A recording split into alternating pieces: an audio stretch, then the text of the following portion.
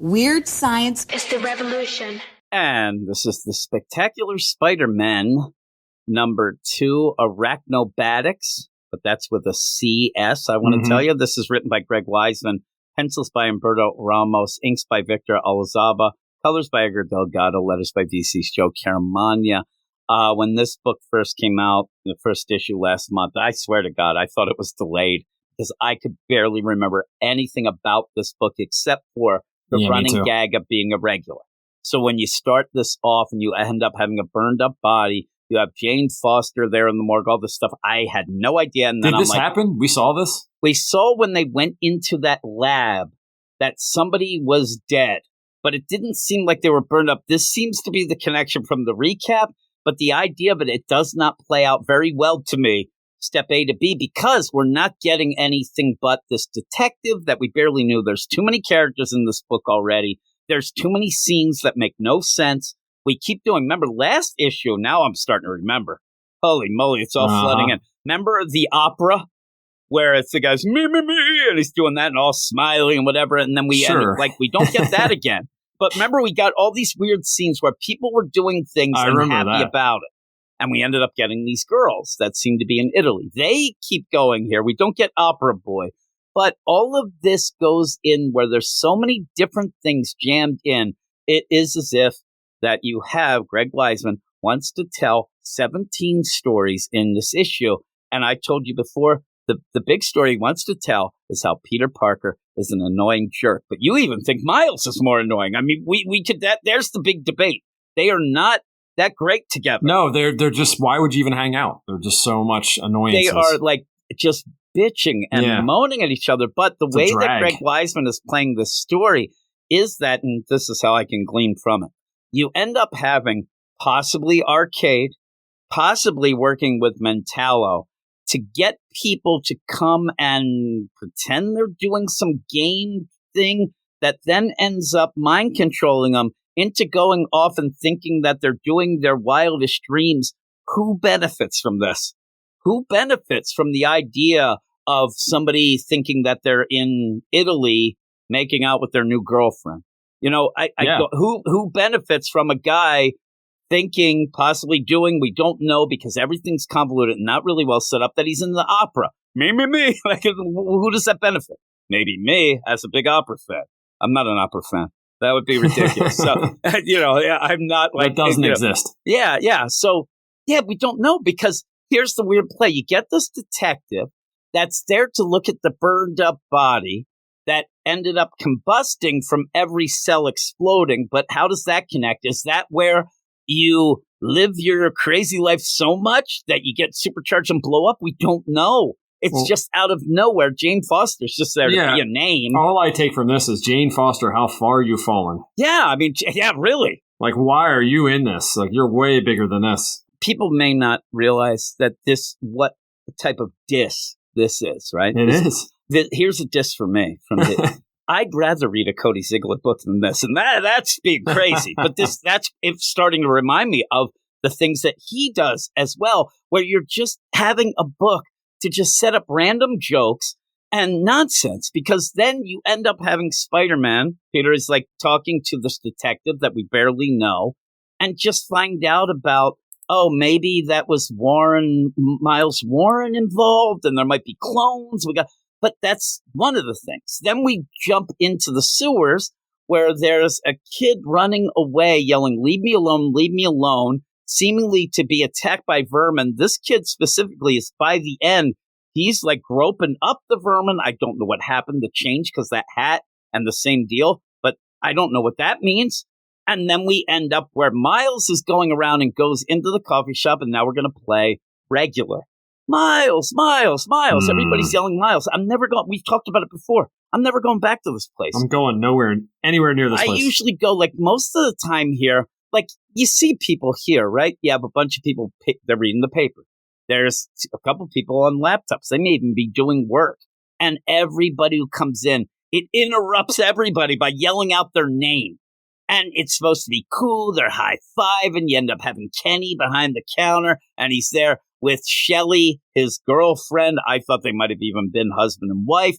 But in the meantime, you have the Cedric guy who's one of the other guys involved here, where he is making out with the Shelley because that seems to be his dream, but we don't know if it's real. We don't know if she's doing this because of the jerk. Don't know. She denies everything, but is that because she's a jerk? It's a mess. It's a mess the way it's being told. Anything that says meanwhile above it is not really happening, maybe? But then, days later, meanwhile, but even there elsewhere, he wants to play. He's trying to play with tropes of the comic booky stuff, whatever. He's not telling a congruent or consistent story for us to be able to follow, in my mind. The idea, because, I don't want to see, we don't know Shelley and Kenny, but they seem like nice people. Like, I don't want this to be like all of a sudden Kenny is killing Cedric, and then at one point they're going to fight. And that's where you end up because of this regular thing. Also, when they're kissing, I don't know, they like meld into each other. Like there's not enough room going on there. But so Cedric comes into the coffee shop then later and is like, hey, Shelley, let's go. I'm glad that me and you are a couple. She's like, I don't know what you're talking about. Kenny's like, we're stepping outside. And Seymour comes in. Then you have this, that. And then finally, the one guy comes into the shop and says, I don't want to be a regular. I don't want my normal drink. Throw that in the trash. I don't want it. And then that gets like the Miles, he's ordering. It's all convoluted. And then you have little artsy things. Oh, look, the one lady's reading the Hulk and things like that. The art's okay. I don't mind that. One of them's looking at Miles weird, too. Yeah. And you have Funko Pop. It's okay. Like I said, I like the art, actually, this issue. But it's just weird because the story isn't telling. So then we have just meanwhile, like you said, the meanwhile seem to be like not really the deal. You end up having old Turk. He's run away from Daredevil. The Daredevil is not the current Daredevil. It might be the little wink that it's not real. But I could tell you right now that, guess what? This is in the cartoon, continuity. You wouldn't know any different. Like, the book is so wacky that you can't even tell. But he ends up where this Turk ends up punching Daredevil out and then has a weird looking grin. That's his dream, right? To beat up Daredevil, I guess? Yeah, and it's the same grin as Cedric, who comes in and just looks like, I don't even know what. If somebody walks into some place looking like that, it's like a chipmunk. And he's trying to get a kiss from Shelley. Kenny's mad. He's like, I'm not a jealous guy, but we're taken outside. While that's going on, Miles is the one who's like, I think something's going on here. And Peter's just like, whatever, dude. Like, he's such a bro in this the whole time. But they're trying to figure out, like, man, Cedric wouldn't do that. Maybe we should stop it. But as Spider-Man, I don't know. Then we have meanwhile, we're in Italy with these two girls that we don't know. And they're taking a picture of the Leaning Tower of Pisa. I heard a quote once of why it's leaning. We're not going to say that. I told you. Save that for later. Yeah, we'll save it for later. But so the Spider-Men are on the job.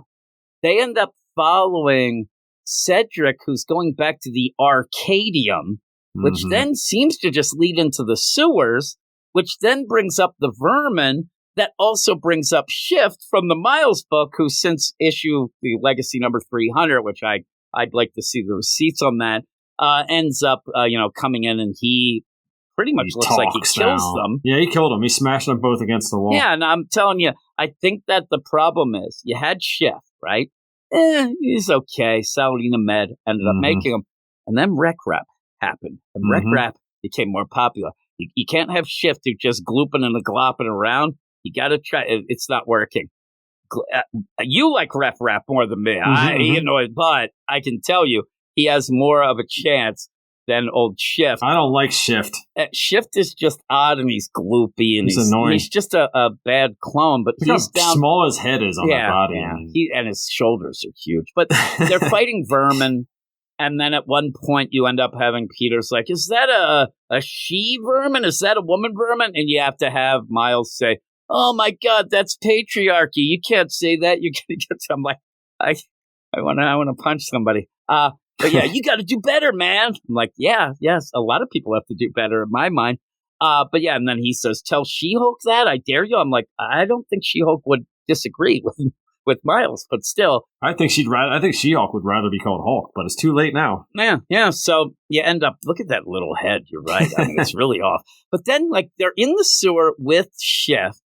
And I'm looking to see, I'm telling you, I'm waiting to look to see meanwhile, but they're there. They're talking to Shiv, and he's like, "Me help vermin." And then they keep saying, "Oh man, I get it. The vermin are kind of like Shiv. They're giving you a little background of what the vermin are. Hey, why does he have a 5? Oh, didn't you know that? They're all different clones. They try to keep track all that. Oh, that's why Shiv likes him, because he's a clone. That didn't go well. Oh, then we like the camera almost is a joke where if you ended up where you have 3 guys talking, the camera moves, and then when it moves back, there's 7 other guys there and gals rubbing up on now what looks like big meathead vermin. Oh, like really caressing them. And the kid from earlier who was running away yelling, "Get away from me." He's there with that hat. I don't know what's going on. That's him, yeah. That's him. I don't know what's happening. Is this all a play of they're mind controlling people so that they can rub up on what then looks like to me gangster rapper versions of vermin? Oh, definitely gangster. That's what it looks like to me. Yeah, it is. Right? And they have the numbers, but they might as well be a Volkswagen, emblem. Start doing the bebop. It probably feels pretty good to rub them, though. They're nice and soft. I don't know what's going on. I'm telling you, at one point, there's just Shiv, Miles, and Peter. And then all of a sudden you end up having like off-panel, or at least heroes of their own sewer, and now we have a whole crew of pretty much hype men and women. Mm-hmm. And then they're like, okay, that's good. And then they're like, you're doing good, Shiv. Like, this scene means nothing. I think it's just to put Shiv in there. Because he says, you're doing good, I'm proud of you. Start. Works in progress, aren't we all? Dude, what happened? I swear to God, anybody who gives us crap about it, like, it's a mess. It's a complete and utter mess. Yeah. And the jokes, they're not like, thank God there's not as many, but when they just don't hit, they don't fit the scene, they're just there. And then at the end, you end up where a guy comes in back at the bean. Again, Greg Weisman is playing this as if all these things are now so popular that we know who this is and that. The bean, oh my God, the bean. You get a guy comes in and says, "Hey there, Kenny." And you have Kenny say, "Oh, hey, Marv." So there's where Marvin, that probably is Mentallo, usually has a helmet, but he has this weird looking hat. It looks like a Devo hat / what Rocky wears. You said about Rocky, but it looks like you could kind of put a couple shout layers. Shout out to Rocky. Yeah, Rocky, and then a shout out to Devo. Yeah. So you end up where you have that going on, and he's like, "Hey, you guys look like you need some money. You want to pay to test our latest game?" No, we don't have a lot. So this is where I said the meanwhile with Cedric, I think that was all in his head. Now but it's not even playing the idea of like a man who has everything with a black mark, or like, oh my God, this person doesn't realize that's their big dream, whatnot. It's just random, it seems. Again, we start this with a guy whose body blew up from the cellular level. We have Miles Warren, that's mentioned. We have all this, and it just doesn't make sense together. It doesn't. It's really bad because you tell a linear story to start with. In the first trade, at least, let us get a feel for what's going on and then play around with this stuff. In my mind, because this book, Spider-Man, you have Miles and Peter. You could have them do, I'm not thinking the vermin stuff is fully random. So you have them do that nonsense, right? They're doing fighting vermin, that's fine. In the meantime, you're learning about a couple, Cedric, maybe Shelley and Kenny, but like the idea that they're like, oh, Cedric isn't acting right, but because me and you debated, we don't know Shelley. Is she stepping out? Would you know? No. Would you think, oh man, Shelley would never do that? Like, that's what I'm saying. You never really got the lay of the land, and you're already playing with the idea, oh, they're not acting themselves. We don't know what that is. And then we're just going off to Italy. Like, hey.